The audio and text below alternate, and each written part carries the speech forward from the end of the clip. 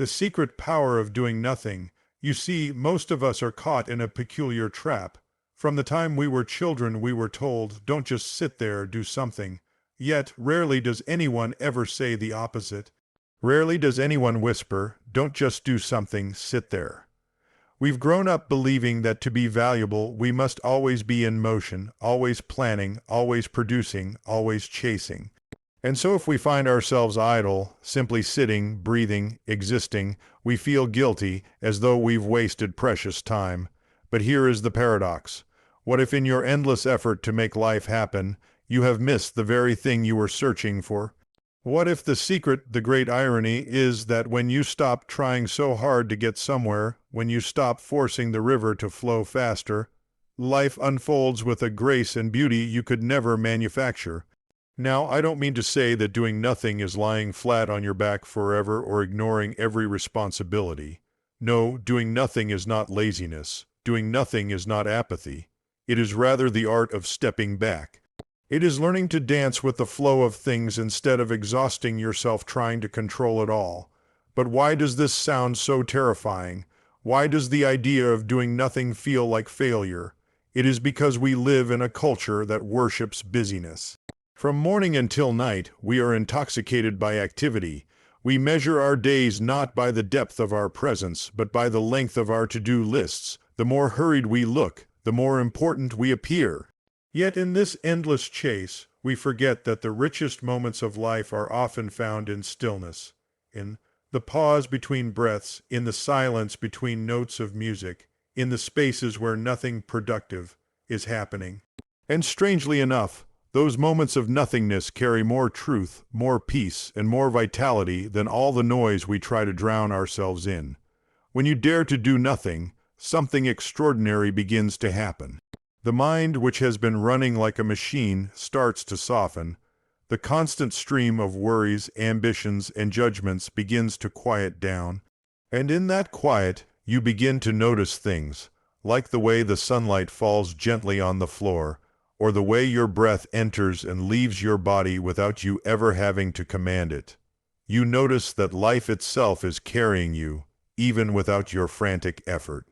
The great illusion is that you are the driver of life's car, gripping the wheel with white knuckles, believing that if you loosen your grip, everything will crash.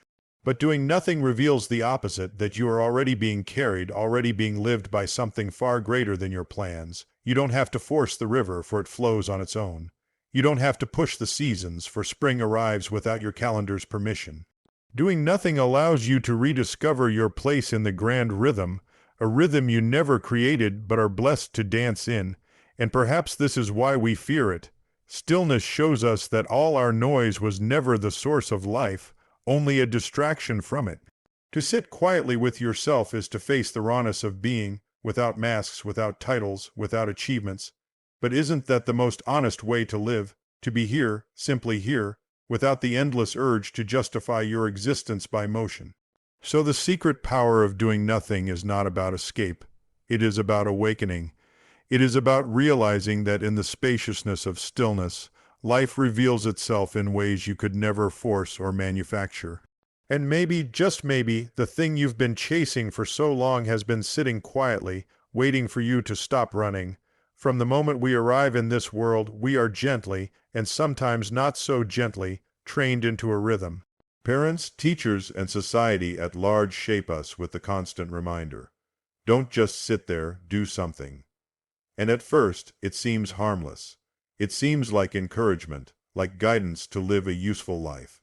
But slowly, without us even noticing, it becomes the lens through which we measure our worth. The child who sits quietly gazing out the window is scolded for daydreaming, but the one who is busy scribbling away, producing, achieving, ticking boxes, that is the one who is praised. And so, very early, a seed is planted. If you are not doing, you are not valuable. We grow older and the lesson follows us. A day that is not filled with tasks, meetings, and visible progress feels like a wasted day. Rest becomes suspicious, as though it's something stolen, something you need to earn rather than a natural part of being alive. Even in our leisure, we can't help but measure. Vacations are only good if they are filled with planned excursions. Weekends are only justified if we can prove we spent them productively. The culture of busyness has hypnotized us so deeply that we confuse exhaustion with success and constant motion with meaning. Think about the conversations we have when someone asks, "How are you?" How often do we instinctively reply, "Busy," as if being busy is not just a description, but a badge of honor, a way of showing the world we matter. To be idle, to have space to sit quietly with oneself, that is almost shameful, something we try to hide. You see, what we've done is mistaken movement for life, when in truth, movement without presence is just a distraction. This cultural trap runs deeper than we imagine. It's not only about what others expect of us, but what we expect of ourselves. If we spend an afternoon simply watching the clouds, a guilt creeps in. I could have been doing more. But doing more of what? More rushing, more noise, more chasing after shadows. We rarely stop to ask whether this endless activity is leading anywhere, or whether it's just a treadmill dressed up as progress. The irony is that by clinging to this busyness, we have become disconnected from life itself. In trying so hard to prove we are alive through constant effort, we forget how to simply be alive. And perhaps that is the greatest tragedy, that we have inherited a way of living that keeps us always running, but rarely arriving. The trap is not just cultural, it is psychological. We are so afraid of stillness that we run from it, not realizing that in stillness lies the very peace we crave. The strange thing about life is that the harder you grip it, the more it seems to slip through your fingers. We're taught to strive, to push, to chase with all our strength, as though existence itself is a prize waiting to be seized. But the more we chase, the further away the prize appears, like a horizon that always recedes no matter how far you travel. And here lies the paradox. Effort in excess becomes the very thing that blinds us to what we're searching for. Imagine standing in a still pond and trying to see your reflection. If you thrash the water with your hands, if you stir it in desperation, the surface only ripples and distorts. The harder you try to see, the less you actually can. But if you stop, if you allow the water to settle on its own, the image appears with perfect clarity. This is what happens in life. The more you force clarity, the more elusive it becomes. But in the absence of effort, when you allow things to rest, truth shows itself naturally. This doesn't mean effort is wrong. Of course, we must sometimes work, build, and shape. But the illusion is that effort alone will save us, that struggle alone will deliver us to peace, that if only we fight hard enough, life will finally open its doors. And yet, how often have you noticed that the most beautiful moments came when you weren't striving at all? When you were simply walking without a destination and stumbled upon a sunset that stopped you in your tracks. When you were laughing with a friend, not planning the conversation, but letting it unfold. When you fell in love not because you strategized it, but because it happened as if by some mysterious grace. Life has a way of unfolding in its own rhythm, a rhythm far wiser than our frantic scheduling. But we miss it because we believe that without control, without force, nothing good can happen. The paradox is that our greatest treasures arrive not when we tighten our grip, but when we loosen it. Just like the hand that tries to hold water only watches it drip through its fingers. The heart that tries to grasp too hard at happiness often squeezes it away. There is a subtle truth here. Life is not something to be conquered, it is something to be allowed. And allowing is not weakness, it is strength of the deepest kind. To stand in the current of existence without fighting, to trust that the river knows its course, requires more courage than endless striving. For in that surrender you discover a grace that no amount of force could ever produce. Doing nothing is often mistaken for laziness, for indifference, for a lack of ambition, but that is only because we have forgotten the subtle art of it. Doing nothing in its truest sense is not collapsing into apathy but stepping back with awareness. It is the deliberate act of loosening our grip on the wheel, of pausing long enough to notice the landscape of life that whizzes by when we are always in a rush. It is in many ways the greatest discipline because it requires trust. When you practice the art of doing nothing, you are not abandoning life's responsibilities. You are not ignoring the bills, the children, the work that needs tending. Instead, you are reclaiming the simple truth that you are more than your responsibilities. You are allowing yourself to breathe outside the suffocating cage of constant productivity. And in that breathing space, something shifts. The body softens, the mind clears, and the heart begins to feel again. Think of how nature works. The trees do not force themselves to grow taller by constant strain. They reach the sky simply by being what they are. The flowers do not rush their blooming. They open in their own time, and in that patience, they achieve their perfection. The ocean does not thrash about to prove it exists. It simply rises and falls with a rhythm as old as the earth itself. If nature thrives through being, why do we imagine we must always thrive through doing? Doing nothing is the art of attunement. It is stepping back far enough that you begin to hear the music underneath the noise, the silence that holds every sound together. In those moments you may notice that life itself is moving you, that you are not the sole driver of events but a participant in something infinitely greater. This doesn't mean you never act, but that your actions begin to flow from a place of clarity rather than compulsion. The problem is that we have confused busyness with meaning. We equate stillness with waste, but doing nothing is not wasted time. It is the soil in which every genuine action grows. When you allow yourself to stop, to be still, to rest in the present without the pressure of achievement, you discover that clarity and creativity arise naturally. The greatest insights often come not when we are forcing ourselves to think, but when we are relaxed, when we are walking without purpose, when we are simply being. So, the art of doing nothing is not passive. It is profoundly active in its receptivity. It is like opening a window to let the breeze in, rather than exhausting yourself by fanning the air. And once you taste it, once you feel the quiet power of allowing life to move through you, you begin to wonder why you spent so long chasing when you could have simply been here, present, alive. Stillness is a mirror, and that is precisely why it unsettles us. The moment we stop moving, the moment the noise dies down, we are left face to face with ourselves. Without masks, without the busyness that usually distracts us from our own depths. And for many, that encounter is frightening.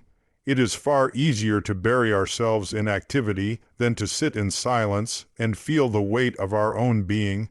We have been conditioned to think of stillness as emptiness, as a void. We fear that if we stop even for a moment, we will discover there is nothing underneath all our doing. And so we keep the wheel spinning, the schedule packed, the mind clutter, anything to avoid the silence that might expose us.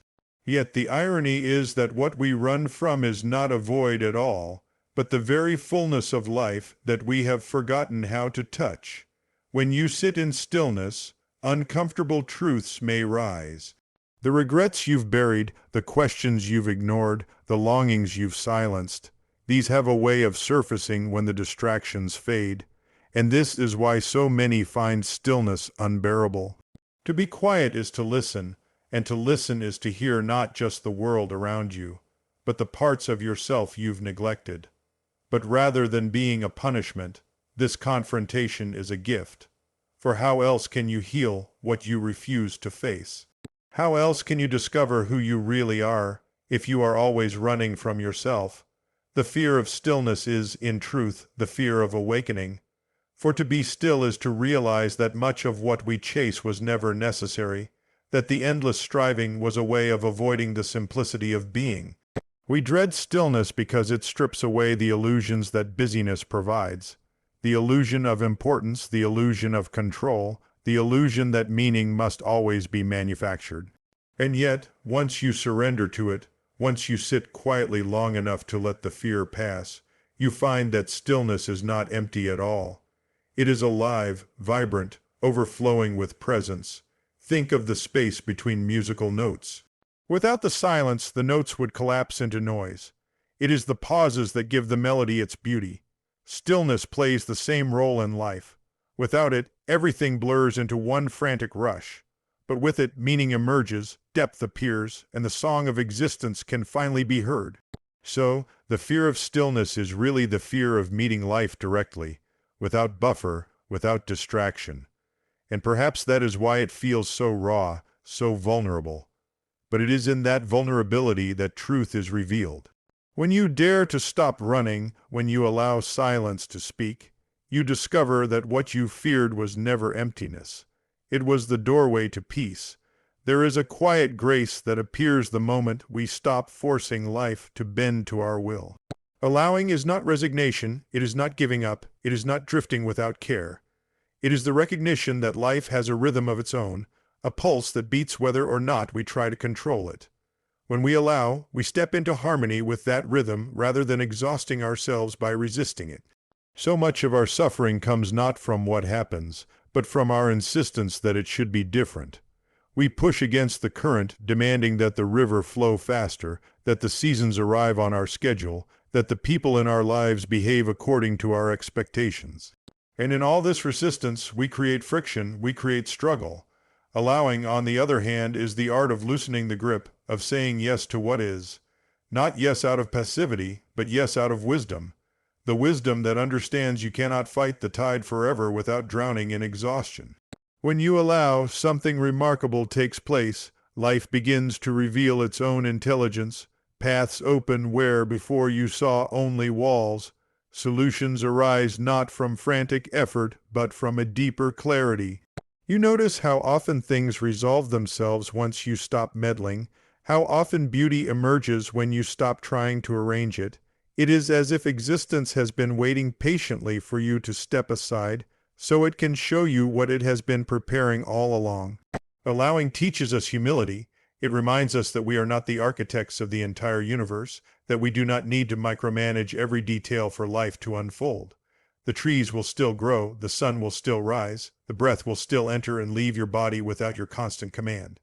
To allow is to trust that you are part of something vast and mysterious, and that it carries you even when you are not steering. And there is freedom in this. For the moment you stop forcing, you begin to feel lighter. You no longer carry the burden of holding the world on your shoulders.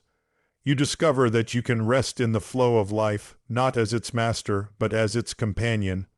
And in that companionship, joy arises, not the fleeting joy of achievement, but the deeper joy of belonging. The grace of allowing is that it opens the door to everything we've been chasing. Peace, love, clarity, freedom. They do not come through tightening control, but through letting go. And when you finally taste that, when you discover how life unfolds in beauty without your constant interference, you wonder why you ever fought so hard in the first place. For all along, what you sought was already here, waiting for you to stop and notice. So here is the invitation, try it for yourself. Not tomorrow, not when the work is done, not when life slows down, but now. Sit quietly, even for just a few minutes. Put down the phone, silence the noise, release the urge to plan the next thing, and simply be here. Watch your breath as it rises and falls. Feel the stillness that surrounds you, and allow life to reveal itself without your interference. It may feel strange at first, even uncomfortable, but stay with it. For in that space of doing nothing, you will begin to discover everything. If you are tired, let yourself rest. If you are lost, let yourself pause. If you are searching, stop running and allow what you seek to come closer. Life is not asking you to conquer it, it is asking you to join it. So let go of the struggle, loosen the grip, and step into the grace that is already carrying you. The secret power of doing nothing is waiting for you. It has always been waiting. The only question is whether you will be still long enough to receive it.